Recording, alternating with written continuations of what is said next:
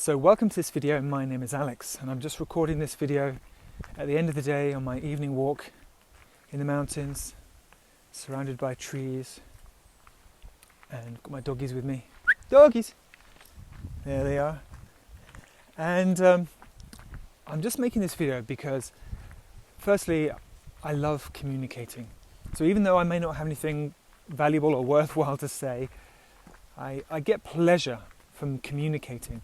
And you know, sometimes we feel that there's no point communicating because nobody's listening. But the truth is, and I can say this with absolute authority, there is always something or someone listening because reality is listening to you. On the most fundamental level, life is about communicating and listening, giving and receiving. Being receptive is one of the hardest things to do because our world, our society is built on being proactive, on the male, on the masculine, on giving your opinion, putting things out there, doing, creating. But stillness and silence is equally important. And because it's lacking so much in our lives, and in most people's lives, real silence, real listening, being really, really quiet so we can hear the most subtle voice in the universe.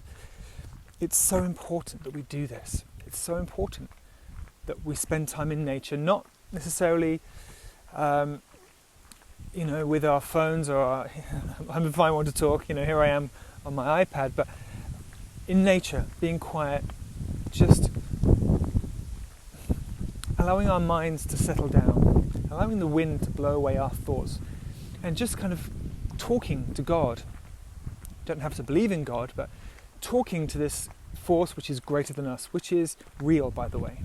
Whether you believe it or not, this force is real. And if you communicate, that's when you start to realize that force is real. Only when you communicate. If you don't communicate, you'll just be in your own thoughts. You'll have your own ideas, your own opinions, your own beliefs. But when you communicate, when you actually communicate, and you're willing to listen, willing to be silent and pay attention, be still and listen, then through communication we hear something. We become aware that there is something communicating with us in a very loving voice. And for me, this is the most important revelation we can have in our life, that something is communicating with us all of the time, and it wants us to listen all of the time. And when we listen, when we actually allow ourselves to be silent and quiet and take some peace, take some quiet time, be peaceful, go into nature, when we're willing to listen, then what we hear, it touches us on the deepest level. It goes deep into our heart and it brings something to life in our heart. When we hear that communication, when we hear that voice, when we hear the love that voice speaks to us with, it's enough to make us cry because we're all longing to hear that voice. The voice of the loving divine parent. You don't have to call it God. You just call it love if you want to.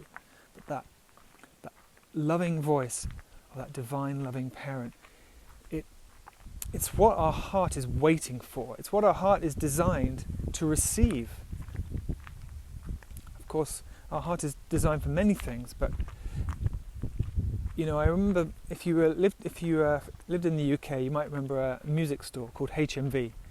HMV stands for His Master's Voice, and the logo, the image for HMV was a dog sitting next to an old gramophone record player, and its head was cocked, listening to the music. Now, our heart is designed. Our heart is waiting for our Master's voice. Listening, without even realizing, our heart is longing to listen, to hear our Master's voice. You don't have to use the word master if you don't like the word master, but the voice of that loving spiritual force which surrounds us, which cares about us, which wants to help us. That voice is there. But we have to be silent to hear it. We have to want to hear it, and also we have to invite it, we have to communicate. You invite it by communicating, by saying, okay, I want to hear you. I want to hear what you've got to say to me. I need to hear you. I need to communicate with you. Please communicate with me and be patient. Be silent. Be still. Bring your attention to your heart,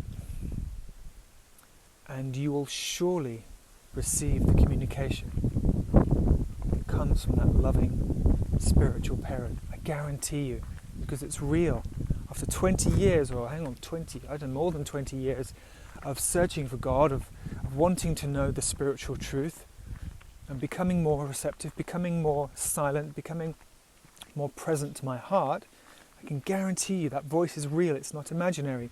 It's real, and you will hear it if you communicate, if you're willing to ask to hear it, and to be silent enough and sensitive enough, humble enough and vulnerable enough to hear that voice. It takes patience, it takes humility, and we have to let go of our anger. Most of us, without realizing it, are angry with God because we feel like we've been let down, we feel like we've been abandoned, we feel like that we know in our heart we know we need God, we know we need protection and providence, and we need to feel loved. We all know it. Yet so many of us have felt scared and abandoned and just kind of let down by God, and we're angry because of that, because we feel like God hasn't done what he should have done. He hasn't protected us when we most needed his protection. However, that is because most of us have turned our back. And when you turn your back on someone and you stop listening to them, they cannot help you anymore. So it is time to turn around and to face God and to speak to God and say, I really need you. I really need your help. I really need to know you're there. Please talk to me. Please communicate with me. Please let me know you're there, because I'm ready. I'm not angry anymore. I don't want to be angry with you. I just want to know you're there, and I want to have a relationship with you. And just do this on a regular basis and be silent. Don't be impatient. Don't be in a rush to get proof. Just be patient. Continue to talk to God. Continue to take time to be silent in nature, by yourself, and God will communicate with you. I guarantee you. Okay, I'm going to end this video here. Thank you for listening to me. I wish you well, and God bless you.